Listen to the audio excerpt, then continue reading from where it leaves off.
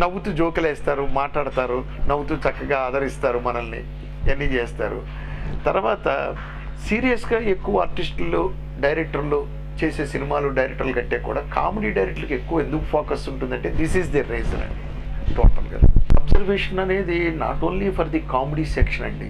ఎవరికైనా cinema people, creator అనేవాడికి observation is most important thing. సొసైటీలో వస్తున్న మార్పులు ఏమిటి, మనిషిలో వస్తున్న మార్పులు ఏమిటి, ఈ భూగోళంలో వస్తున్న మార్పులు ఏమిటి, ఇట్లాంటివి తెలియకపోతే క్రియేటర్కి ఎప్పటికప్పుడు అప్డేట్ చేసుకోవాలండి. అబ్జర్వేషన్ చాలా ఇంపార్టెంట్ అండి. అలాగే సినిమాల్లో మాకు క్యారెక్టర్లు పెట్టాలంటే మేము మనుషుల్ని బాగా అబ్జర్వ్ చేయాలి. ఇప్పుడు అక్కడ ఒక మనిషి ఉన్నాడు, వాడు ఏ విధంగా మాట్లాడుతున్నాడు, ఏ విధంగా నడుస్తున్నాడు, వాడు అసలు మేనరిజమ్స్ ఏమిటి, వాడు మాడ్యులేషన్ ఎట్లా ఉంది. This is most important thing for the creator. సొసైటీలో కొన్ని క్యారెక్టర్లను చూసినప్పుడు, సొసైటీని అబ్జర్వ్ చేసినప్పుడు, కొన్ని సంఘటనలు చూసినప్పుడు, మీరు అన్నట్టుగా ఒక సినిమా చూస్తున్నప్పుడు, లేకపోతే ఒక పొలిటికల్ లీడర్ని చూస్తున్నప్పుడు రకరకాల ఐడియాలు మాకు ఫామ్ అవుతాయి.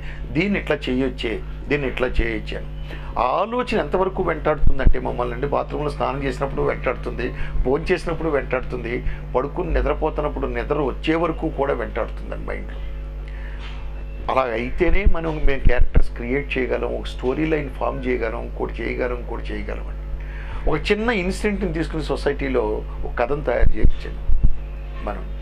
లేదు, నేను ఇక్కడి నుంచి బయలుదేరి కారులో విజయవాడ వెళుతున్నానండి, నేను హైదరాబాద్ నుంచి విజయవాడ వెళ్ళే లోపల జరిగిన సంఘటనల మీద ఒక కథ తీయచ్చండి, ఒక కథ చేయొచ్చు. లేదు, 24 hours నేను ఇంట్లోనే ఉన్నాను, సపోజ్ పొద్దు నుంచి సాయంత్రం నైట్ వరకు, తెల్లారి మళ్ళీ సూర్యోదయం వరకు, దాన్ని ఒక కథ చేయొచ్చండి. ఇంట్లో జరిగిన సంఘటనలు ఏంటి, నా పక్కింట్లో జరిగిన సంఘటన ఏంటి, ఈ పక్కింట్లో జరిగిన సంఘటన ఏంటి, ఏదో గొడవ జరుగుతుంటే నేను కాంపౌండ్ బయటకు వచ్చాను, కాంపౌండ్ బయట జరిగిన సంగతి ఏమిటి, అలాగే నన్ను మీట్ అవ్వడానికి వచ్చిన వ్యక్తులు ఎవరో, నాతో ఏం మాట్లాడారు, దీన్ని ఒక కథ తయారు చేయొచ్చు. సో ఆలోచన అనేది క్రియేటరు బ్రతుకున్నంతకాలం వెంటాడుతూనే ఉంటుందండి. వ్యంగ్యం అంటే ఒక విషయాన్ని మనం హేళన చేయడం అంటే, పాజిటివ్గా కాదండి. అది నా ఉద్దేశం. వ్యంగ్యం అనేది అప్పుడే మీకు వ్యంగ్యం అనేది నెగిటివ్గా చేస్తేనే వ్యంగ్యం అవుతుందండి. పాజిటివ్గా చేస్తే వ్యంగ్యం ఎలా అవుతుందండి? అవ్వదండి, అది సత్యం అవుతుందండి. ఫస్ట్ మీలో ఉన్నటువంటి ఒక మంచితనాన్ని మనం ప్రొజెక్ట్ చేయడం అనేది ఇట్ ఈజ్ ఎ క్రియేషన్. మళ్ళీ అది వ్యంగ్యం అవుతుంది. టోటల్గా వ్యంగ్యం అంటే టోటల్గా మనం హేళనగా చెప్పండి, టు బి ఫ్రాంక్ చెప్పాలంటే అది దట్ ఈస్ నాట్ కరెక్ట్. ఒక్కొక్కసారి ఉపయోగపడుతుందండి అది. ఒక్కొక్కసారి ఒక పాపులర్ పర్సన్ ఉన్నాడండి, ఆ పాపులర్ పర్సన్ వ్యంగ్యంగా మనం చెప్పినప్పుడు జనం ఎంజాయ్ చేస్తారు, బట్ ఎక్కువ కాలం ఉండదండి అది. అవతల వ్యక్తి మీద అభిమానం ఉంటే అసలు వ్యంగ్యం అనేది అసలు పనికిరాదు. ఇంట్లో వాళ్ళే నన్ను తీసుకొచ్చారండి మా నాన్నగారు. నేను చెప్పానుగా మీకు ఇందాక, హైయర్ ఎడ్యుకేషన్కి వెళదాం అనుకుని చెప్పి అవ్వక ఊరుకున్నాను, ఖాళీగా కూర్చున్నాను.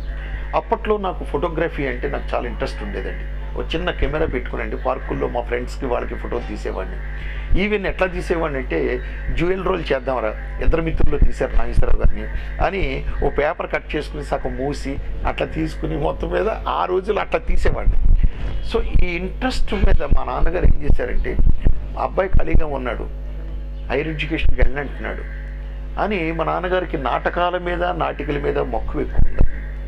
మా డిస్పెన్సరీని నైట్ టైం రిహార్సల్కి ఇచ్చేవారండి మా నాన్నగారు. ఆ ఊళ్ళో ఎవరైనా నాటకాలు వేస్తున్నారంటే, ఏదైనా పరిషత్తుకు వెళుతున్నారంటే ఫీజు కట్టేవారు ఆయన, దారి ఖర్చులు ఇచ్చేవారు. ఆ ఇంట్రెస్ట్ ఆయనకు ఉండేదండి మొట్టమొదటి నుంచి. సో ఆ ఇంట్రెస్ట్ మీద ఆయన ఏం చేశారంటే, నన్ను సినిమా ఫీల్డ్కి తీసుకొద్దామని 1971లో చెన్నై తీసుకెళ్ళారండి. మా నాన్నగారు మిత్రులు ఉన్నారండి, పినిశెట్టి శ్రీరామూర్తి గారు, అప్పటికి దాసరి నారాయణరావు గారు అసోసియేట్ డైరెక్టర్ అండి, నేను మా గురువు గారు, అలాగే కోళ్ళ సత్యం గారు కమెడియన్ ఉండేవాడు, ఆర్టిస్ట్, అలాగే కేతా గారు పబ్లిసిటీ, ఎన్టీ రామారావు గారి సంస్థలో పెర్మనెంట్ అండి ఆయన, కేతా గారు. వీళ్ళ సహకారంతో నన్ను సినిమా ఫీల్డ్లో జాయిన్ చేద్దామని చెప్పి తీసుకొస్తే, వాళ్ళందరూ ఏం చెప్పారంటే, కెమెరా కంటే కూడా మీ ఓన్లీ డైరెక్షన్ డిపార్ట్మెంట్లో జాయిన్ చేయండి, ఎందుకంటే ఆల్రెడీ నాటకాలు వేస్తున్నాడు, దట్ విల్ హెల్ప్ లాట్ అని చెప్పి నన్ను డైరెక్షన్ డిపార్ట్మెంట్లో మా నాన్నగారే జాయిన్ చేసి నాకు నెలకి 125 రూపాయలు పంపించేవారు మా ఊరి నుంచి. 125 అండి, దిస్ ఈజ్ 1971. తీసుకుని నాకు అలా 1 year పంపించేవారు. 1 year తర్వాత నేను ఎర్న్ చేయడం స్టార్ట్ చేశాను. అసలు చాలా రేర్ అండి. ఎందుకంటే మీరు ఇందాక అన్నారే సినిమా ఫీల్డ్ అంటే భయం అండి. ఒక నిలకడ లేనిది.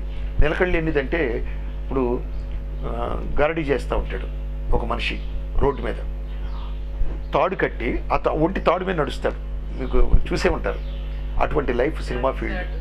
యా, అది సినిమా లైఫ్ అండి. వాడు నడుస్తున్నంతసేపు కింద తప్పట్లు గుర్తూనే ఉంటారు. పడ్డ తర్వాత వాడు గుర్తు పట్టించుకునే ఉండడం. ఒక 2-3 సంబంధాలు నాకు మిస్ అయినాయండి. సినిమా వాళ్ళు వద్దురా అని అంటే అన్సర్టెన్ అండి లైఫ్. ఉంటుందో లేదో, ఇన్కమ్ ఒక రోజు ఉండొచ్చు, ఒక రోజు ఉండదండి. ఇప్పుడు నేను ఉన్నాను 73 ఫిల్మ్స్ డైరెక్ట్ చేసిన తర్వాత ఈరోజు 4 ఇయర్స్ గ్యాప్ ఉంది. 4 ఇయర్స్ నేను ఎట్లాగండి మెయింటైన్ అవ్వడం. అప్పట్లో లేదండి సేవింగ్స్. అప్పట్లో లేకే మీరండి పెద్ద ఆర్టిస్టులను తీసుకోండి, సావిత్రి గారు, లేకపోతే ఓ రాజ్బాబు గారు, లేకపోతే ఒక రాజనాల్ గారు, లేదండి థ్యాంక్ యూ, రాజనాల్ గారు, ఇట్లాంటి ఎంతమంది వ్యక్తులు సేవింగ్స్ లేక పాడైపోయారు. తెలియకుండా వచ్చే ఇన్కమ్ అండి. అన్ఎక్స్పెక్టెడ్గా ₹1 ఎక్స్పెక్ట్ చేస్తే ₹10 వస్తుంది. కన్ను మినుకు కనపడకుండా ఖర్చు పెట్టారు. సేవ్ చేసుకోవాలి అని ఎవ్వరూ అనుకోలేదండి ఆ రోజుల్లో. దాంతో దే సఫర్డ్ లాట్ వాళ్ళు. ఇప్పుడు అట్లా కాదండి. ₹1 సంపాదిస్తే ₹10 అప్పు చేసి ₹11 పెట్టి స్థలం కొంటున్నాడు. ఈ ₹10 మళ్ళీ పని చేసి తీరుస్తున్నాడండి. That is the policy of Sobhan Babu garu. Sobhan Babu గారు ఎప్పుడు మాకు చెప్పేవారండి. మేము అసిస్టెంట్గా ఉన్నప్పుడే చెప్పేవారు, ఏమయ్యా సినిమా ఫీల్డ్ అన్సర్టెన్. డబ్బు వచ్చినప్పుడు ₹1 వచ్చిందనుకో, ₹1 అప్పు చేయి, ₹2 పెట్టి నువ్వు ఏదో కొని రియల్ ఎస్టేట్ ఓ ల్యాండ్ కొనేసి పెట్టేసు, లేదా ఇంకోటి ఇల్లు కొను పెట్టుకో, లేదా ఇంకోటి ఏదో కొని పెట్టుకో, లేదా సేవ్ చేసుకో అని ఇట్లా చెప్పేవారు ఆ రోజున. శోభన్ బాబు గారు అటువంటి గుడ్ సలహా ఇచ్చేవారండి. అలాగే చంద్రమోహన్ గారండి అప్పట్లో. మరి అందుకనే ఈరోజు వాళ్ళు చెక్కు చెదరకుండా శోభన్ బాబు గారు రిటైర్డ్ అయినా కూడా ఆయన చక్కగా హ్యాపీ లైఫ్ లీడ్ చేశాడు. రామానాయుడు గారిని ఎగ్జాంపుల్ తీసుకోండి మీరు. మరి ఆయన సంపాదించినటువంటి ఫీల్డ్లోనే ఆయన పెట్టాడు, కానీ జాగ్రత్తగా పెట్టాడు, జాగ్రత్తగా ఇన్వెస్ట్ చేశాడు ఆయనండి. మరి దాని మీదే ఆయన ఈ రోజు కాలం మరి వాళ్ళ అబ్బాయిలు ఇద్దరు కూడా సినిమా ఫీల్డ్లో ఉన్నారు, సురేష్ బాబు గారు కానీ వెంకటేష్ కానీ. బట్ మనకేమవ్వాలంటే వెనకాల చూసే వ్యక్తులు ఉండాలండి. చూసే వ్యక్తులు లేకపోవడం వల్ల జరిగే కొన్ని అనర్థాలు కూడా జరుగుతూ ఉంటాయి. మీరు రాజేంద్ర ప్రసాద్ అన్నారు, hero Rajendra Prasad. But hero Rajendra ప్రసాద్కి ఫైనాన్షియల్లీ లోటు లేదండి, బ్రహ్మాండం, వెల్ ఆఫ్. బట్ పిక్చర్స్ తగ్గించాడు, చేయట్లేదండి.